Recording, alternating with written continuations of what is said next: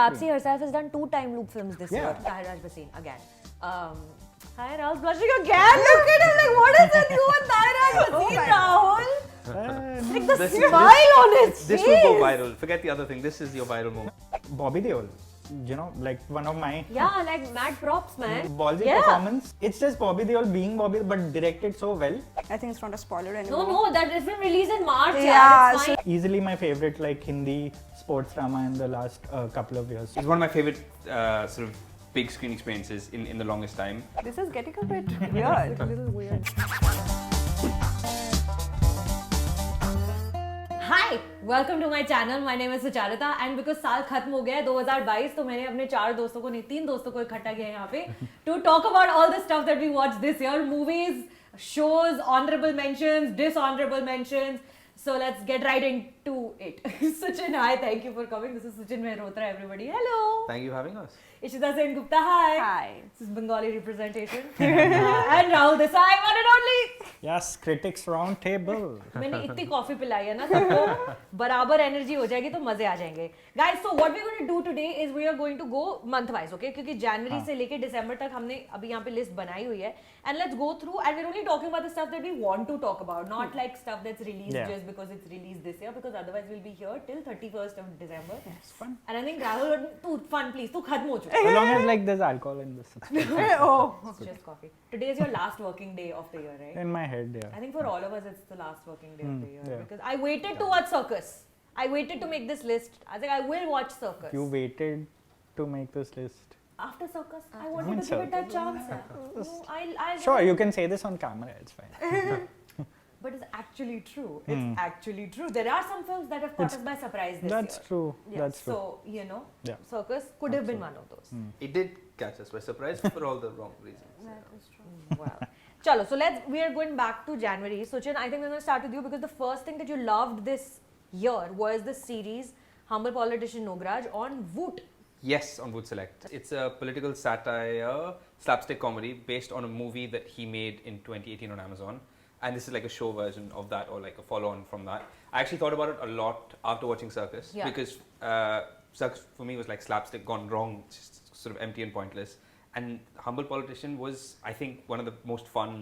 First of all, we barely make any comedies and get it right. And so that one is one I keep referring back to because I really thought it was slapstick done right. It was very self-aware, really, really funny, really silly, but in a very sort of sensible way. Yeah. Also, because it was a slapstick comedy set in the world of politics, I thought it's incredibly brave. Like it really made fun of everything and everyone. It's actually based on real life stories in from Karnataka politics over the years. And it wasn't trying to be serious. It's not trying to have a heavy message, but even beyond the comedy, like it really went there. I think Danish is a very exciting and a very interesting talent because he really pushes himself. He's like, you can obviously see the Sacha Baron Cohen influence and like when he does the characters and everything. But like he said, it's very interesting to see like a comic who does mainstream IPL things as well and also does a political satire series. So yeah, full marks to him. I enjoyed him. I thought it was unpolished and needed a lot of like sandpaper work. Yeah. But I agree with you. I think it is definitely one of the more notable achievements of the year. Also, I think I just have a massive soft corner for anything that can really make me laugh a lot because I feel like that's very few nowadays. We really don't get enough that really makes us laugh and so I absolutely loved it. So off to a funny start. This was Humble Politician Nograj on Voot if anybody wants to watch. Next we are coming to Netflix, you guys. Another series. 14 January we got Ye Kali Kali Aankhein. Yeah. Oh yeah, this one took I think most of us by surprise. Yeah. I didn't go into it expecting the world. Yeah. But yeah, as I started watching it and because we watched it a couple of days earlier, you don't have like a pulse on how it's supposed to be received. Yeah. And I very much enjoyed it. It's like a meta romantic thriller thing happening, but it doesn't take itself too seriously. And also Tyagi Rahul Desai, one of I'm a fan. Yeah. And I'm glad he finally got his dues because he's blushing when he's saying Tyagi Rahul. Yeah, I know. I'm a fan. Like post Mardani limbo for so long, and I was like, where is he gone? And he just bit roles in 83, bit roles in a bunch of films, but lead in a series that really like it was a very nice little ode to like our reading of like Bollywood masculinity in the 90s, like Shah Rukh Khan's career, and here he's playing this guy who's supposed to be really slick, but he actually ends up like not being what he wants to, like because he's watched so many movies, maybe he thinks he's going to like get out of this love triangle he's in, but things never go according to plan. And I think that's a very brave move by a mainstream show to give us a hero who's like not bumbling exactly, but is never as cool as he thinks he is. And it's a smart thing to do, especially after Mardani, since most of us associated him with that film.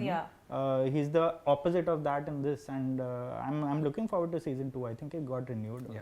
Yeah, we'll come to his release also, Looop Lapeta, shortly when we come into February. Any other thoughts on Kali Kali Aankhein?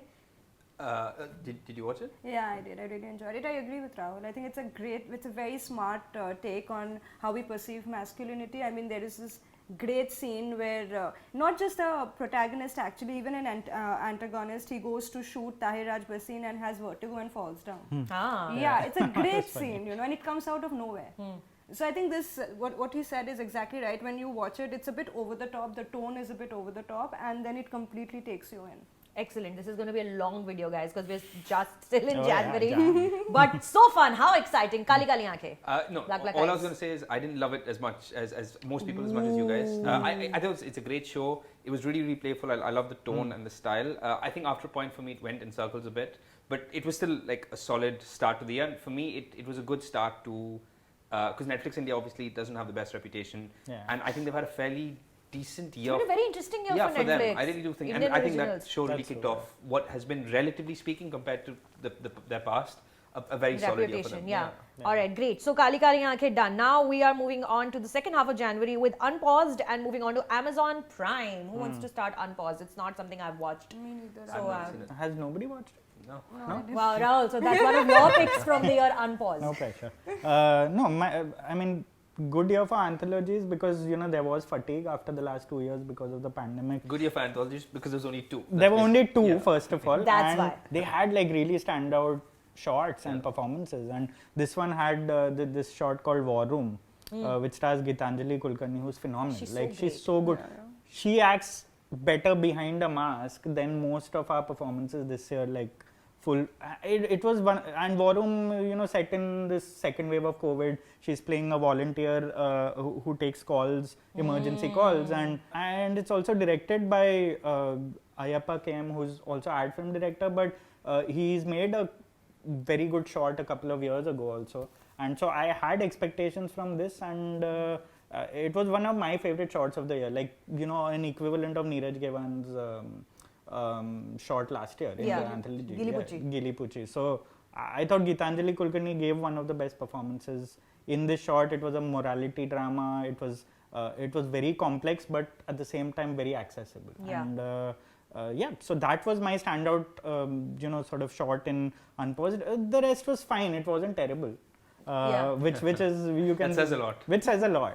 This was also very interesting time still because January 2022, we still were in the lockdown, but not quite. We didn't know what was coming out. So I was just going through the list of releases, and there was no major Hindi film release in January 2022 because like they weren't still not sure if people are going to step out of the homes. I don't know if like movies were even being released in theaters. Just about starting, right? I believe.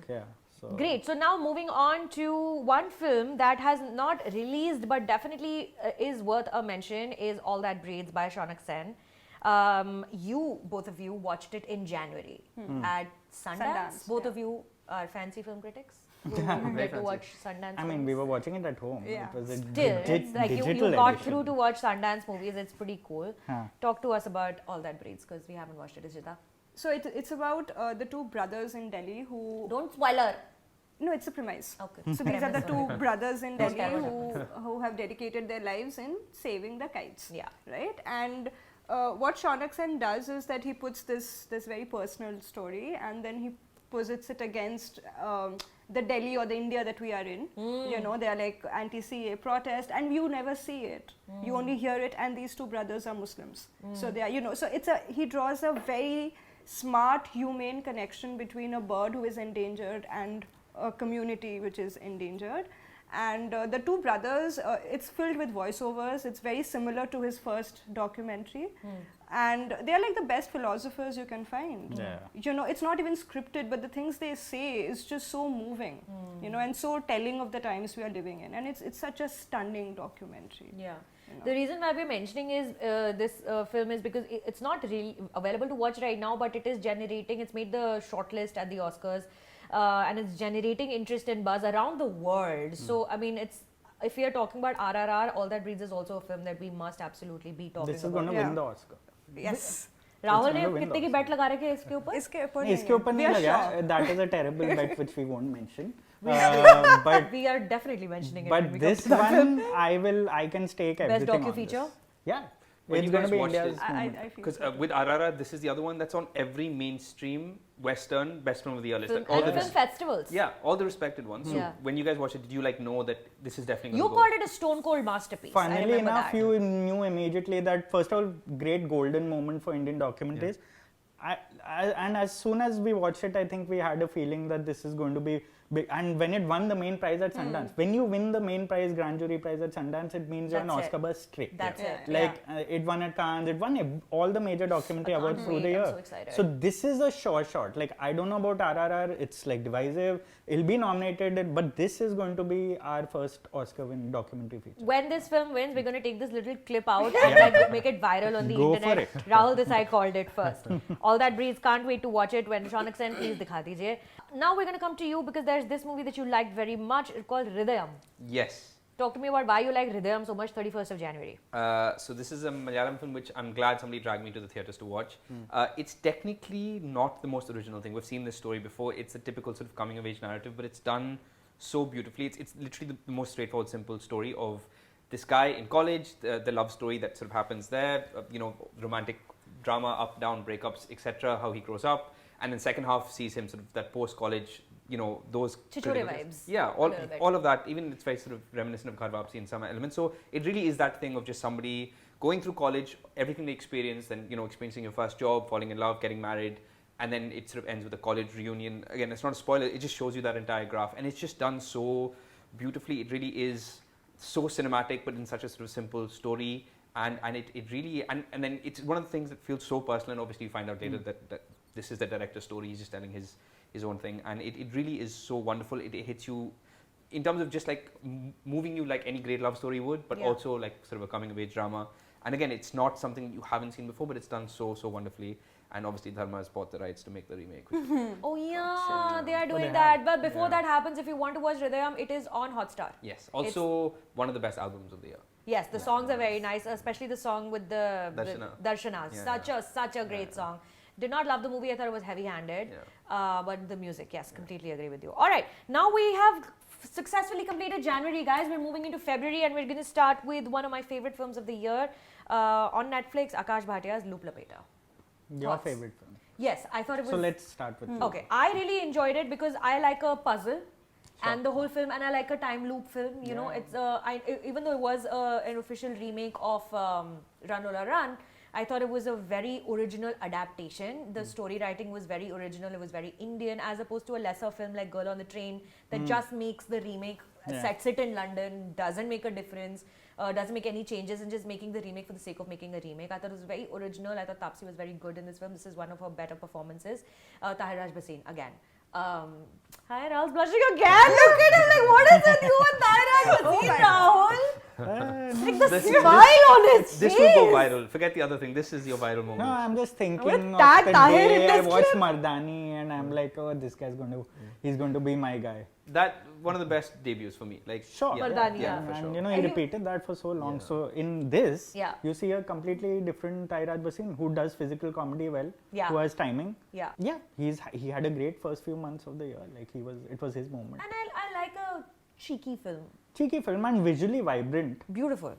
Very original in that sense. We've seen it done before, you know, like director tries too hard, you know, trying to make a very striking film, but the way they adapted it was very, like, it just didn't feel pretentious, it didn't feel fake. It didn't feel pretentious, that's yeah, it. And you can go wrong, you know, with time loop films, the style overwhelms the substance, it's difficult to understand, but they made the little changes they made to the original. I think it was very smartly done, and I just wish we could watch it on a big And Taapsee screen. herself has done 2 time loop films this year. Two And remakes, two time time loop loop films, and this was the better of the infinitely lot. better. I haven't seen it, but I was going to ask you, considering we're just like avalanche of remakes right now, do you guys feel like this is like an adaptation done right? Absolutely. This is a 100% an adaptation. It's not a remake so much as an adaptation. And the music, again, the songs were really fun. The writing was really fun. The lyrics were really fun.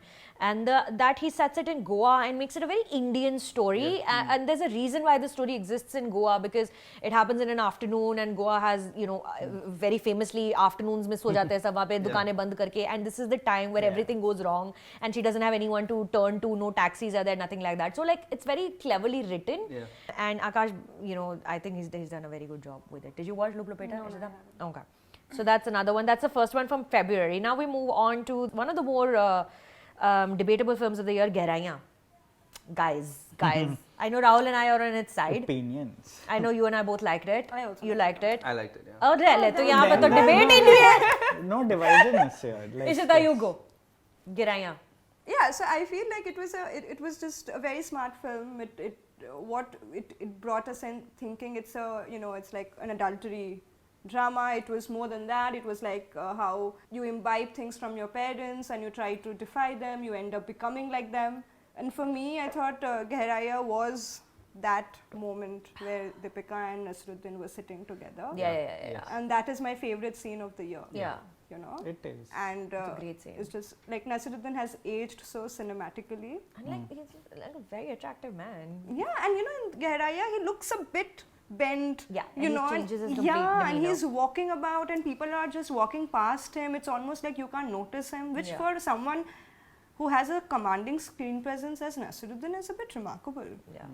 Even Deepika, for that matter, she also has a very commanding screen presence, but like somehow she, in Padmavat, she looks completely, like she holds herself completely different, and in Gehraiyan, she's holding herself completely different. I thought it was a very fantastic Deepika Padukone performance, more than anything else. I thought she was just very, very good so and very, good. very in control of her craft, and fully in sync with Shakun Batra and what he was saying with the character in that film.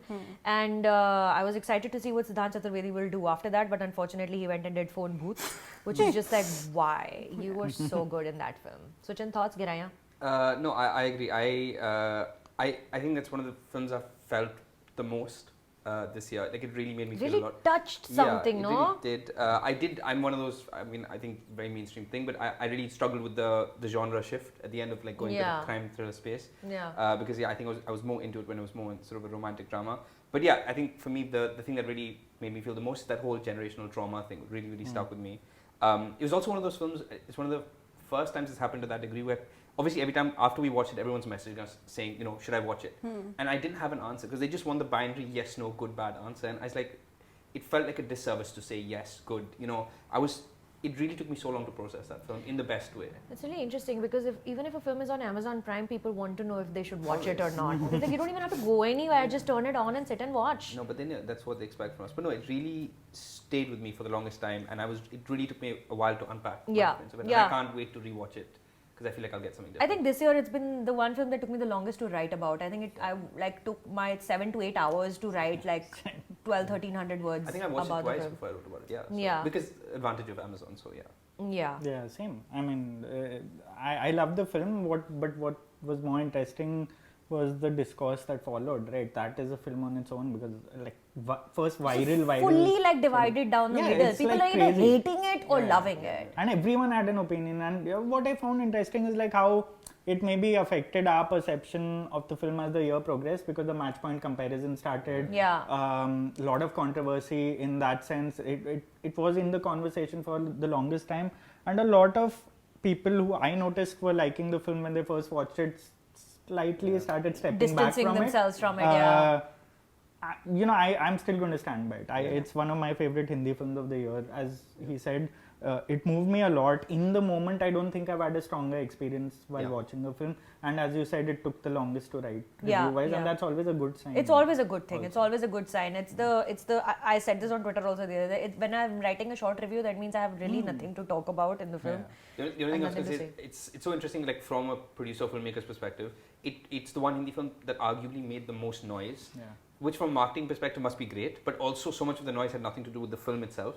So yeah, I mean, I wonder if that's like a triumph for them. But like Deepika Padukone के तो वैसे पीछे पड़ जाते हैं ना, उसकी कोई भी picture release होती है, everybody was like boycott, which was also like a big problem we had this year. Moving on, same day, 11th of February, also this film was surprisingly very, very good, Badhai Do, that released in theatres but is now available to watch on Netflix. Badhai Do. I really liked it. I thought So fun. Yeah, I really thought it was very, very well done. We're also tired of the small town social message movie, and this still felt fresh, relevant. It also it has one of my favorite superhero moments of the year, which is when at the end where Rajkumar Rao puts wears the mask on, and like that to me made me feel more than any sort of six-pack CGI rubbish that Marvel or DC or anyone's doing.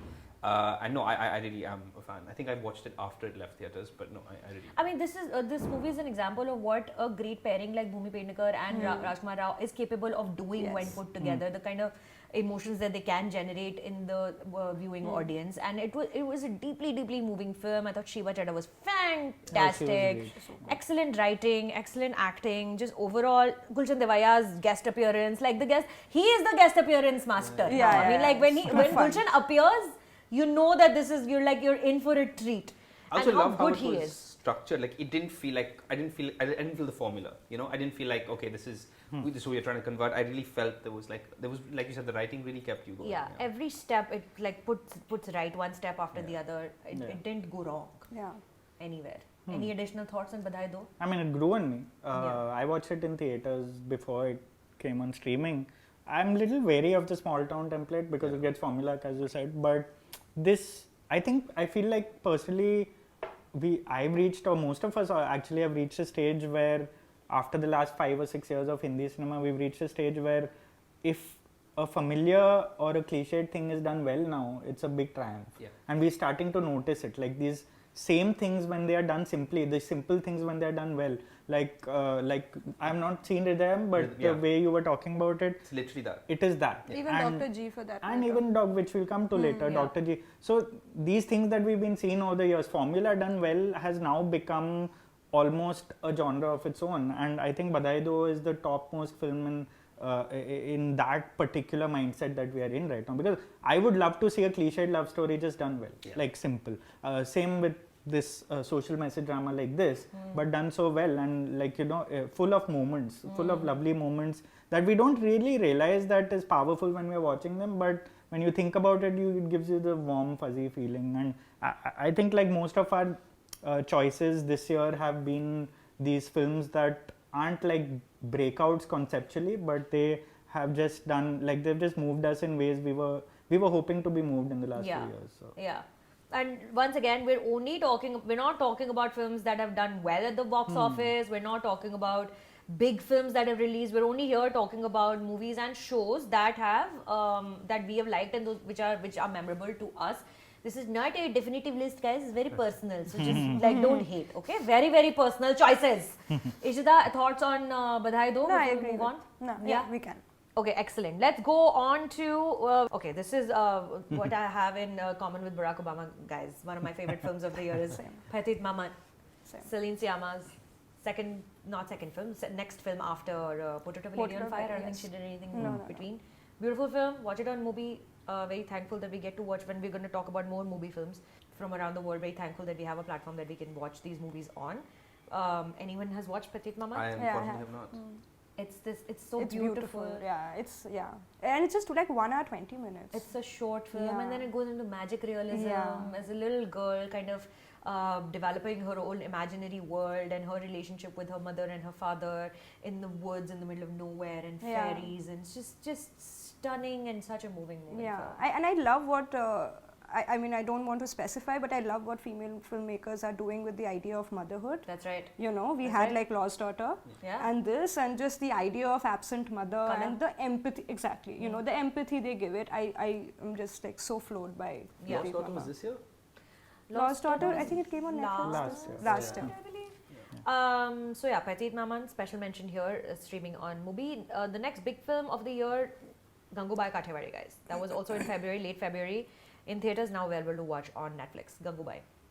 I watched it first day, first show because I was supposed to write on it. And honestly, when I watched the trailer, I didn't think Alia was Right. Right? Because she is very petite in a way, But I haven't seen it was in Calcutta and people were cheering and clamoring for her. It seemed like there was Shah Rukh Khan on screen.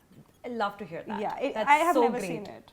That is so great. Rahul? Same, I watched it I was visiting Ahmedabad and I watched it first day, first show, audience having a ball. Not a big fan of the film itself. One of those cases where the performance really is way better than the film it's in, because it was a bit messy. The second half for me didn't work. It became too like biographical, and they were just like, you could just feel like Bhansali was just hitting moments. The key, all the key like a Wikipedia sort of page, but elevated by Alia's performance. And as she said, none of us expected Alia to really fit in. I think one of the better star performances of the year. Those where you want to hoot and cheer, and it doesn't happen often enough with the female stars, and this we saw it happen, and it was a great experience. I'd say the experience of watching the film was better than the film itself. With this film, Alia Bhatt for me became undeniable. Like 100% undeniable. This was a star-making performance. Not to say she was any less of a star before this, because she comes from a certain kind of background of her entry into the film industry. But she's undeniable in this film. Her performance, her dancing, her everything overall. I think Sanjay Leela Bhansali manages to kind of find the one thing that this actor can provide me, and then really goes for it. That's why Ranveer Singh's best performances have come from him, and some of the breakout Deepika Padukone work has come from him, and Alia Bhatt, no one questioned her acting abilities before this film, and after this film there's absolutely no way that you can. I'm probably the only person in the world who hasn't seen that film, but the only thing I will say about it is I really liked that it was a box office success. For weeks. Yeah, I really it's our job not to care about box office for a very good reason, but this year more than ever I've really been invested in box office, only because you see so many good films, small films that would have been hits 3-4 years ago, Ayushman's films, whatever, that just aren't working or doing what they would. And so Gangubai is one of the rare ones where it really did the numbers. You want that to do the numbers. You want something rather than obviously the RRRs and all that stuff of the world, which obviously will do well. So it's one of the few examples I really hold on to, that there is still hope that if you make a film that so fun. Yeah, that people will turn up. So Suchin has such a sunny disposition towards life and the world in general. The first time I've ever heard that. It's a great balance to me. Sweet boy. One mention that we're adding in here is Love Hostel, that released on ZEE5. Sunny Mehrotra, Vikrant Massey and Bobby Deol starred in that film. Rahul, I believe you wanted to include that. Yeah, I again, very surprised by the film. But Shankar Raman, good director, made Gurgaon. Very moody aesthetic, has a sense of what he's trying to say. This was a brave film in terms of its commentary. In the sense Panchayats and everything. Yeah, and it's very subtle, so the people who are supposed to get offended will not understand it. I think it was very good storytelling. It's about a couple who elopes, Hindu Muslim, and a mercenary, Bobby Deol. One of my mad props, man. ballsy performance. It's just Bobby Deol being Bobby, but directed so well. Just staring and playing an assassin, so not much to say really, which is smart to do. Because you don't want him to speak a lot in most of his films. And it's just his presence, and he just looks very broken and sort of a wounded sort of assassin. And I think, I was very happy to see that. It's by far the best Bobby Deol performance, even though he's been doing some very interesting work in the last couple of years. Ashram, seasons and seasons of Ashram, apparently the most watched and most popular show. Class of 83, very interesting film to do. I think he did what Abhishek Bachchan has been striving to do with his work in the web series space and in Breathe and all, but Bobby Deol just got a very good director, and I think he pretty much, for me, he sort of shaped the film, and I liked it very much. I thought Red Chillies did something very interesting with the film. I love when directors when directors capitalize on the right aspect of an actor, show them in a way that they've never been seen, or really put them to their strengths in ways that they haven't before. So very cool. Alright, so if you guys want to watch the Love Hostel, it's on ZEE5. We're now stepping into March with Batman. Suchin. I'm a fan. Yes, me too. Of the character, but also the movie. Yes. I know there's a lot of Batman fatigue, superhero fatigue, but I love this film. It's one of my favorite movies of the year. It was sort of the Batman character study that I've always wanted to watch. I think it took you inside his mind more than any other Batman film. I mean, I love the Nolan films, but this for me did a lot more than those. The idea of Batman as character, Bruce Wayne as character, he's a really messed up weirdo. You know, he's just like, rather than, you know, not the playboy stuff, not the, you know, shiny facade, but really someone who's really, really messed up and really took you inside his head of what it must be like for someone to go to that extent. And at the same time doing that, but also delivering the bare basics of a really cool film, the action, how it's shot and all of that, where you wanna have a lot of fun, but also offer something more. So I'm a big fan. Robert Pattinson? Yes, absolutely. Yeah, he is. I'm not going to say definitive Batman or anything, but I loved what he did with the character, and yeah, he really. I think he did the torment and turmoil, sort of in a way that I've never seen. Batman is such an interesting character. पता नहीं किस actor के साथ चलेगा, किस actor के साथ fully बकवास हो जाएगा. मतलब सबसे बड़े से बड़े एक्टर्स के साथ Batman becomes like a real shit show. And with someone like Robert Pattinson, because when he was cast as Batman all those years ago, I don't think like people had really seen the weird side of him, like the kind of movies and, you know, indie films, etc. that he's done in the last couple of years. And he's completely like, I was very taken aback by how good he was as Batman. I was very happy. Like, but then it's a character that's been played by like Ben Affleck and, you know, Christian Bale and George Clooney, right? But people's perception of that casting is always interesting, because anyone who's followed Robert Pattinson's work for the last few years knows he's a fantastic actor. But again, those are the small indie films. So everyone who knows him from like Twilight, like, why are you casting that guy? Yeah. So yeah, any people who weren't familiar with his work were obviously surprised. But no, I thought he did great job. This was also, like you said, the character is so fascinating, because one thing that's said about the character which I always liked is he's actually, you need someone to play him like he's one bad day away from being the villain. Like he's one bad day away from becoming a psychotic serial killer. What a great line, yaar. And he is, that's what Well he was. done, I thought Suchin. he was like very, very like scary and unnerving in exactly the way you wanted to be. The next release in March we're going to on Amazon Prime is Jalsa, starring Vidya Balan and Shefali Shah. They're both amazing. I really liked it. Yeah. There's great commentary on just the liberal strata of people who live, like the premises that Vidya Balan kills someone. I think it's not a spoiler anymore. No, that has been released in March. Yeah, it's so fine. she basically, you know, she runs down someone by mistake. Run, yeah, exactly. And then how they, and it happens to be Shefali Shah, who is also a house help. Shefali Shah's daughter, I think. Daughter? Yeah. And just the relationship between Vidya and Shefali Shah, both women, one privileged, one not. You know how she doesn't expect, Vidya doesn't expect her to take revenge. You know, and then she does it, but quite not. Yeah. So that was very interesting, I thought. I like movies that give actors space to perform and, you know, turn into characters. Yeah. Very complex film, like it was a tightrope balance to pull off. I thought it was written well, performed really well by both of them. Vidya, we've just started taking her for granted how good she is in most of her films, and I'm glad she started doing roles like this. Like it was last year she did Cheney, and this year she's doing Jalsa. So I'm glad she's like choosing the right films, and it was one of my favorite like sort of dark Hindi films of the year. Correct. And there have been quite a few this year. I thought it was layered, it great commentary on a lot of, and she does play a star news anchor in this. So that could have gone horribly wrong. The way you know sort of media people. I mean, cliches are heavy with like media people. We've seen an entire show on that, Broken News, which didn't really work out much. But Vidya does a fantastic job of someone who is struggling to practice what she's preaching, like on her news show. So yeah, so Jalsa was definitely one of the higher, sort of more sophisticated films of the year. Yeah, agreed. Now, what the biggest release of the year, RRR, 24th March, theatrical release. I feel like every month this film gets a new release because there's press release at least every few days of some other somewhere achievement, and you know, Nata Nata being shortlisted for best song, original song at the Oscars. We don't know if it'll actually get the performance, but get the nomination. But I have a strong feeling that it might. And because it'll just be an opportunity to do a big dance number on the Oscar stage on Nata Nata, because they do that for the nominated songs, right? That will be a very exciting moment. Very cool.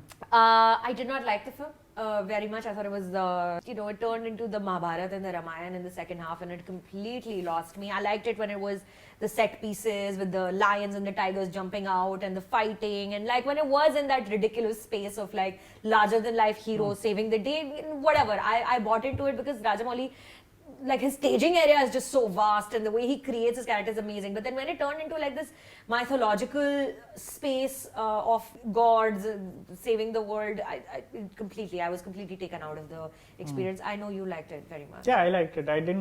For me, the premise didn't matter after a while. Yeah. It was just like being blown away by, one spectacle, one set piece after another. I enjoyed it on a very visceral level in that sense. I hadn't had a big screen experience like that in the last couple of years for sure. Certainly not from the Hollywood sort of Marvel DC films. So this was a nice little change of sort of pace. And for me, I just like, I enjoyed the experience so much. And what was more interesting for me is like following the discourse after that. And people really like, so many people just didn't like it. It comes from a problematic space, and all of this you start reading later when the film starts to seep in on a more ideological level. And for me, obviously, when I was watching it, I think that's what Rajamouli aimed for, that you don't really take in the problematic aspects of it while you're watching it. And for people like me, that it just didn't occur to me while I was watching it, and I enjoyed the experience. And later on, after reading a lot and the way the West has been like going gaga over it and our reaction to it, it's been very interesting. But I still like, I'm glad I watched it on the big screen because I know it's available on streaming now. But I wouldn't recommend watching it on like a small screen, because then that's the whole point of RRR. And some of the best like across like languages, across countries, some of the best set pieces, action set pieces belongs to this film, and I'm not surprised it'll get nominated and all. But and that musicality to the action, which very few directors manage to pull off, and he's done it consistently. I'm a big fan of the Bahubali series as well. Yeah. And I didn't think RRR was as good as those films, but for me in the moment it was one of the more enjoyable experiences. Yeah. A lot has already been said about RRR. There's not a take on the film that is not already out there. But you guys wanted to add to the RRR discourse? I was just going to say, for me, I wanted to have the experience he did, but for me, the spectacle alone wasn't enough. So I was really excited for it because Bahubali, both of them are sort of some of my favorite films. And for me, where part 2 specifically of Bahubali really shows is when you forget the spectacle, and I was so invested in the drama. I literally felt like I was watching this massive canvas Shakespearean drama, like within a family, and I really cared for the characters and the emotion. And I thought he did that so sort of beautifully. And in this film, I really wanted to connect with the people, with either of them, and I found there's something very inconsistent about that. And so what I was left with is like, nobody does imagination and action in these set pieces like he does. And yeah, for me, it was just that alone. And that for me wasn't enough to just enjoy it. I really wanted to feel them, their connection, their bond, what they're fighting for, and that I struggled with. But the only other thing I'd say about this is, apart from, I came away disappointed. I love the journey of the film, because I still remember when RRR is releasing, not releasing, it almost became a punchline because of the pandemic. They kept changing the release dates, putting out new creatives, and the fact that they did, and it was a massive success. Yeah. And I'm really rooting for it in the West also, because it feels like everyone's enjoying it there. It doesn't feel like it's for the wrong reasons. It's not like that Slumdog vibe of, it really is, they seem to be really celebrating the imagination of it. It has sort of action in a way that Marvel movies don't. There's something in it that they're not getting. And I like that. It doesn't feel like, it feels nice, and I'm really rooting for the film. And I think it's had an amazing journey. We'll see what it does at the stage of the Oscars, the Academy Awards, if it gets further shortlisted and nominated. Moving on, let's talk about Sharma Ji Namkeen that released on Amazon Prime. Ishita, did you watch it? Yeah, I did. And thoughts? I really liked it. So sweet, no? Anything with a father in a film, I'm already sold. Yeah. And I think the double casting, the dual casting basically was... they made it work. In hindsight, it was like genius.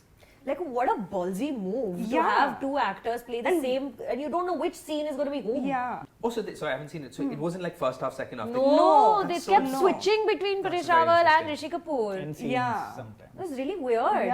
In the middle of like a scene, they would switch. And both the actors are very different, And Rishi Kapoor looks particularly fragile because he was like unwell, very... And when I was watching the film, I think my reading of it was colored and shaped by the fact that two actors were playing one role, if a father who is retired, who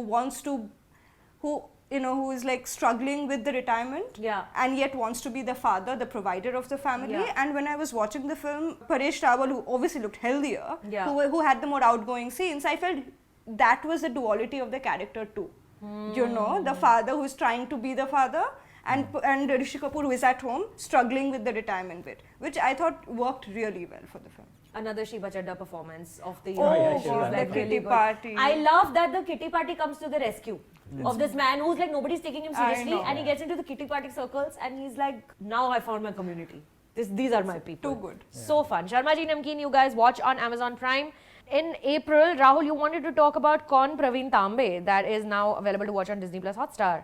Easily one of the best cricket sports films we made in a while. It's a biopic about one of the best stories in cricket in the last 10 years. This bowler called Pravin Tambe, who made his debut when he was 42, 43. Yeah. I was when I heard Bollywood's going to make a biopic, because I was like, it's already a great story. We know what we do with these sports dramas mostly, but I feel like it was so under the radar and so sort of subdued in its sort of portrayal of this person. There was actually a trust in the subject, and you don't often see that. And getting Shreyas Talpade back to play the role after he made it with Iqbal so long back, it was a nice little circularity. It worked very well with him as this veteran sort, and very good Bombay film. You don't often see that. You're seeing a part of Bombay you don't often see in sports dramas. You're seeing Maidan cricket. You're seeing a guy who wants to make it to Ranji, not to the Indian team. His ambitions are a little more tempered. He's struggling to provide for his family and be a cricketer at the same time. So you're seeing. So for me, those little silhouettes of the city I've never really seen before, and he's working jobs that we haven't really heard of. I feel like texturally it's one of the better films of the year. Not everything is perfect, of course. It's also flawed. It has a journalist caricature played by Parambrata, I think, in this film. But easily my favorite like Hindi sports drama in the last couple of years. So I mean, not enough people have seen it. That's why I wanted to put it in this list. Excellent. Yeah. Well, if you want to watch Kaun, Pravin, Tambe, it is on Disney Plus Hotstar. Next, we have a Bengali film that we're adding in here, theatrically released Abhijaan. Yeah. Batao. It's one of my favorite films of the year. It is directed by Parambrata, who is also known as the guy who only falls in love with ghosts in Hindi films. That's so funny. And it is a biopic on Soumitra Chatterjee, who is the equivalent of an Amitabh Bachchan In Bengali in cinema. Bengali cinema. The trick here is that he was playing himself, and that's his last film before he died. And we know the genre of biopic is so bastardized. It's like, it's jingoism and everything. And then when the actor itself is playing, you think that it would become like a mythology. And it's genius what he does. First of all, Soumitra is like one of the finest actors we had. And then he basically, through the film, uses the film as an instrument to confront his own past. He talks about his affairs, and that for me was such a brave thing to do, because Bengali film industry, people who watch Bengali films hold him on an altar. He would have left his legacy sanitized had he just died without doing the film. He didn't do it. He confronted how he was an absent father, not the most faithful husband, a leftist, but also selectively, because he liked his expensive whiskeys, and I like, and the fact that he was doing it. They shot it during the first wave of COVID. He died soon after. It was just like, while watching the film, you feel like he was using who he was so well to make peace with who he could have been. So yeah, that is why I mean the film hasn't come on any streaming platform, but whenever it comes, please watch it. All right, the movie is called Abhijaan. The next film, Suchin, let's start with you on this one. Theatrically released in April, KGF 2. Rocking star Yash! Yes, one of my favorite movies of the year. I'm not being ironic at all. Amazing. It's one of my favorite sort of big screen experiences in the longest time. It's what you were saying about cliches done right. Partly also, there's nothing better than the big Bollywood movie done right. It's very rare they get it wrong far more often. And similarly, there's nothing like the massively mounted masala film done right. And again, it happens maybe once every 4 years. But I literally felt like I was in a concert. I was so entertained, invested. It was just like a masterclass in whether it's sort of the one-liners, whether it's the set pieces, and there was just so much swag, but in a way that it wasn't just empty set pieces. I was genuinely invested in the story, this insane anti-hero, and it's just sort of like greed porn, but I had such a blast with it. KGF 1 is one of the most incomprehensible films I have watched in my life. Have you watched KGF 1? I have stayed away from both. It is impossible to make sense of that screenplay. You're not wrong. But it's interesting, like honestly, because I've tried watching KGF 1 3 times, and I finally managed to get. Right? Yeah. It takes like 3 attempts. I was just like, what is this film saying? What is this screenplay? What are these characters? What is the continuity of this situation? Just really like, it was like a completely different cinematic language, which I've never seen in any other film before or since. Also, it has very specific editing because it's the most like the cuts are like insane. Like I literally picture like a 6-year-old with a space bar. Just Imagine watching a TikTok feature length. Yeah. That's the edit pattern of the film. Like it's cutting in between, it's ridiculous. But KGF 2 is a far more polished with film. That to me is always interesting. I thought they did with Bahubali as well, where you really sit down, sort of take stock and do a far better job next, in the second one. It's also interesting to me that the part 1, actually, if you look at the story, it's a lot more engaging. It's how the guy becomes the gangster, the rags to riches story. Yeah. So technically, the second part is just sort of maintaining that empire and sort of downfall, whatever that is. So technically, the first one should be a lot more exciting. But no, I thought part 2 was I was just so sort of taken by it. It's the set piece-ness of it all. It's the setting, it's the location, it's the costume design, the makeup, all of that stuff. The music is probably my favorite album of the year. But also it is, just in terms of the massive thundering sort of upbeat score. Yeah. But no, also it wasn't just big spectacle to me. I really was invested in that journey. You really want this anti-hero to just like, murder everyone. And I mean that. And I watched it twice. I just said sunny disposition and take my words back. And I do want to grow my beard like Yash. So that's all. Good luck with that. Ugly series, April में release हुई Netflix पर Mai. I haven't watched it, Suchin. So it's one of my favorite shows of the year. It stars Sakshi Tanwar as this mother who loses her daughter, sort of, who gets killed, and as she tries to investigate what happened, she gets sort of sucked into this world of crime and gangsters, and then it becomes sort of a revenge spree story. It's one of my favorite performances of the year. I think the show is not the most even thing because it's the character study of getting into her head is I absolutely loved, and there's this sort of that more typical crime thriller aspect of it which didn't sort of work as well, but I just love that character. I love the fact that you never quite know what's going on in her head. She herself is trying to calculate things on the fly, and I'm a big fan of her. And I really thought that performance, Sakshi's performance was excellent. Yeah, great performance. Better than the series itself. Little uneven, as you said. Funnily enough, it's not stuck in my memory as much as I'd have liked. I remember really like being into the series while watching it, and liking it a lot, and like driven by Sakshi Tanwar's performance. But not a lot of I'd be struggling to remember moments from it right now if I'm talking about it, which is part of your entire relationship with something you like or dislike. And I guess this one hasn't stuck as much as say Ye Kali Kali Aankhein or something like that, because this was a little too self-serious at times.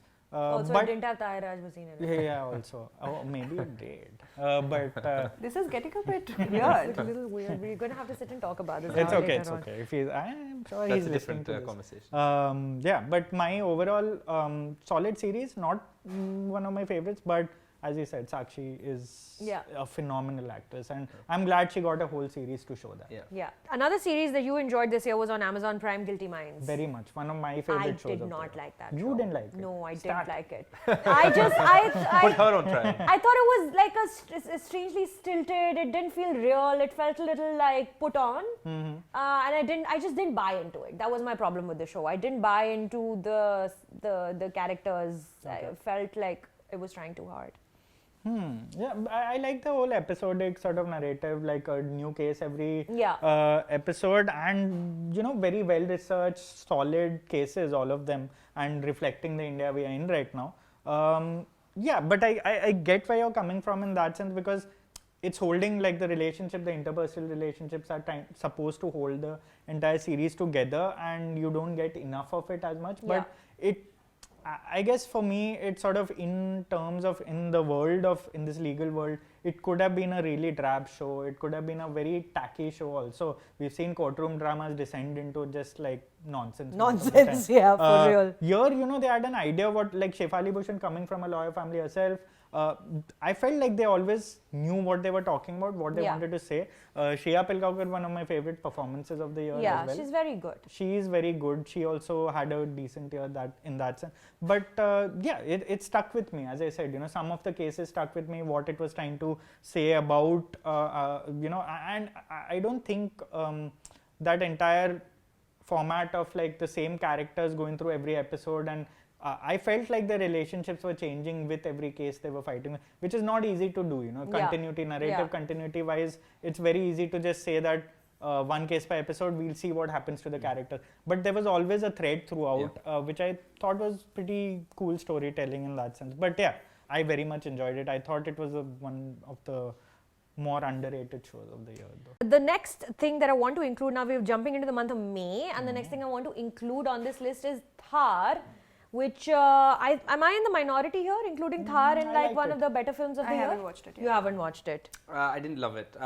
Is it one of the better films of the year? Probably, but that speaks more to the year. It was very interesting. Shradev Dubey's cinematography really just stole the show for me. She was very, very good in the way she manages to use her camera as an actual storytelling device. At par with the writing and the music was really good. Ajay Jayanti, a new composer, and Anil Kapoor and Harshvardhan Kapoor, like on screen, not playing father and son, playing like the not hero or villain per se, but like opposite each other, chor police. I thought it was very, very. It was just fresh. It was just a fresh kind of attempt at storytelling. Raj Singh Chaudhary made the film. Fatima Sana Shekhar's in it for a small, short role. I just wanted to include Thar on this list. I thought it was one of the more interesting films that came out. Yeah, this year. I mean, I agree with that. It is a very interesting film. I didn't love it, but I was very fascinated. I was impressed by it. It's impressive. It's impressive. It's very impressive. It's not supposed to be one of those films you're going to like sort of really remember when the decade ends or anything. Yeah. But it's see, this is the good thing about OTTs, right? Like you wouldn't see a film like this released in theaters. That's why Netflix has had such an interesting year to back a film like this, which nobody would have made otherwise. Exactly. And it almost felt like almost like a lost project in a way. And I thought like Harshvardhan, Anil Kapoor, even the fact that they backed all these storytellers, the technical staff as well, very fresh attempt, as you said, at storytelling.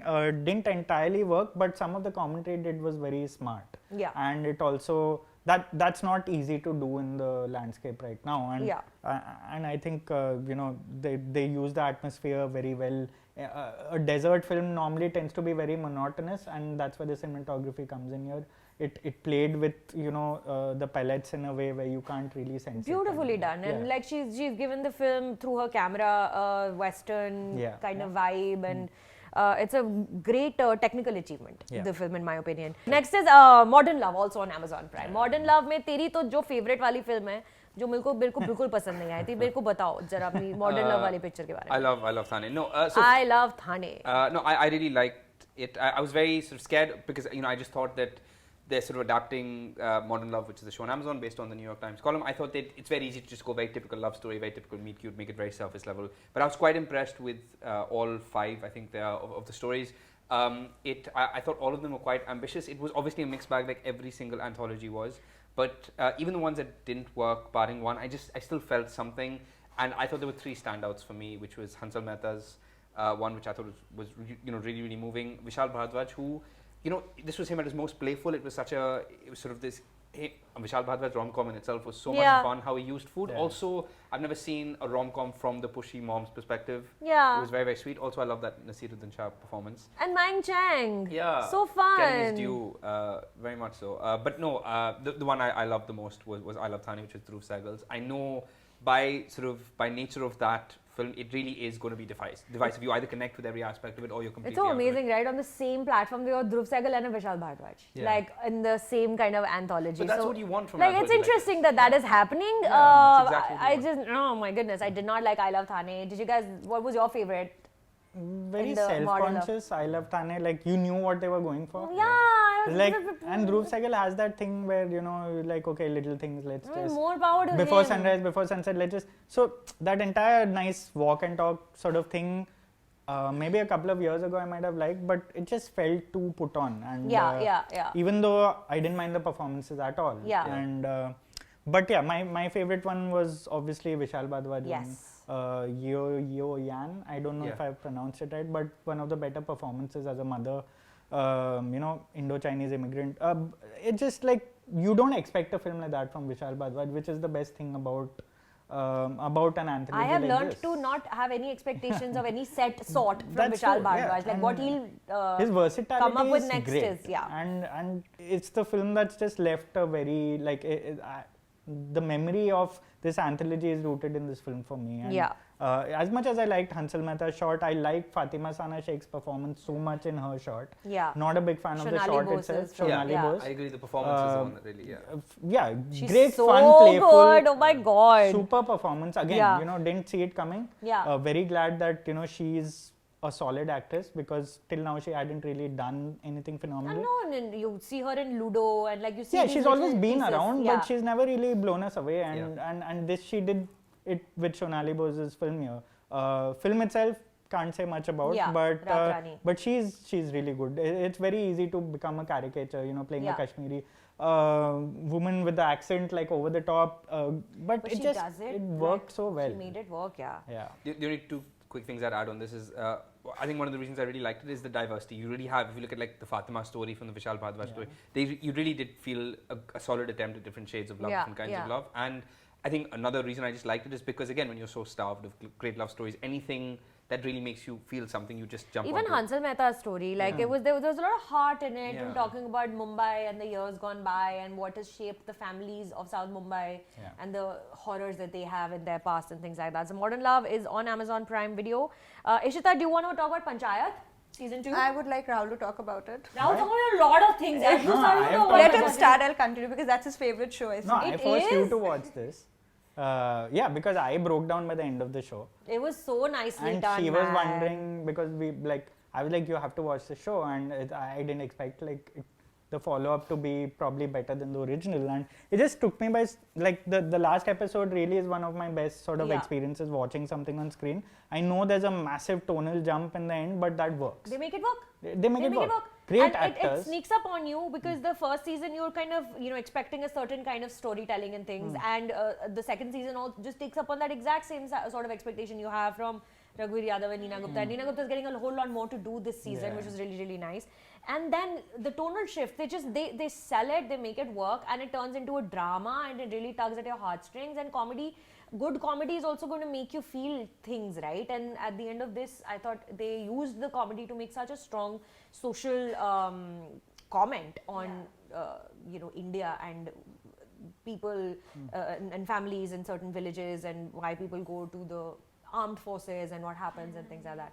Because season 1 ended in a very nice meet cute Love story cliffhanger. position, yeah. And season 2 it was very smart because it almost mimics the slow pace of the life that they are depicting, because nothing happened after that. Yeah. It started almost from where it ended, and as you said, like as I remember Rahul finished watching the series and he was so moved. Yeah.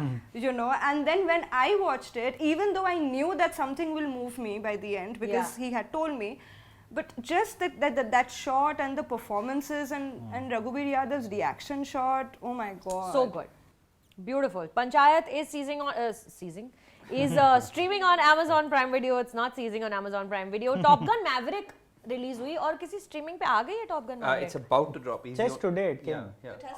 Where? On Amazon? Yeah. He's the only one I think who's managed to demand that. Tom Cruise is the only one who's managed to demand that you do not get to drop this movie. So basically, Hollywood की RRR, the biggest film of the year, arguably in terms of the money spent on it and the money it's made. So much has been said about Top Gun Maverick already. Any thoughts, you guys? I loved it. Fully enjoyed it. Same. I think we watched it together. Yeah, experience. It was quite an experience and a proper IMAX experience. Very old school in the sense. Yeah. It being cheesy, it's being absolutely corny, but it just you felt the weight of Tom Cruise sort of still like he plays a version of himself even in the film, right? Saying that I'm not yet done basically, and I'm like that whole savior of the big screen experience thing comes through with this film. They very smartly weaved his real world image into his role as someone who is in danger of sort of just falling behind Yeah. and not moving on with time. Yeah, very enjoyable, very well done action. Again, basics done so well. Yeah. One of the best 30 minutes, 40 minutes the ending of a film Yeah. with that action set piece, Yeah. and anything with planes I love. Like, it's just great. Yeah, yeah. I also like what you said about how old-fashioned it is, because I feel like we deserve Yeah. better blockbusters that don't end with massive CGI superheroes fighting each other. You know, it Yeah. felt so nice to get something different. Yeah. That was, it was nostalgic. Thank you, Tom Cruise, for thinking of us. Yeah. For making this happen for us. I was actually listening to a podcast with the director of the film, and they had invented certain kind of camera technology to be able to shoot this in the jets, that once they've choreographed the stunt, they've decided what the stunt is going to look like, the camera in the jet is not connected to the monitor. Right. So what the actors are doing in the cockpits when they're flying the jets, the director has no idea, and only when they land, then they can see the footage of what has been captured in the cameras up there. And like, that is such a, I love that that's the effort that's gone into making this film, and obviously, you know, the impact that it's had on box office and like general culture around the world. The 7th episode is a one shot. No way. In the kitchen. It is insane. Wow. Those chairs just went like, and you know, you see the horses running and galloping, and our chairs are galloping with it. I think what really worked for me was the world. I had like no clue what was happening most of the time, but so much fun. I also just want to add that I really like what Anvita does with the idea of madness and women. And the last film of the year that we are going to discuss today is James Cameron's big epic 13 years in the making, Avatar: The Way of Water.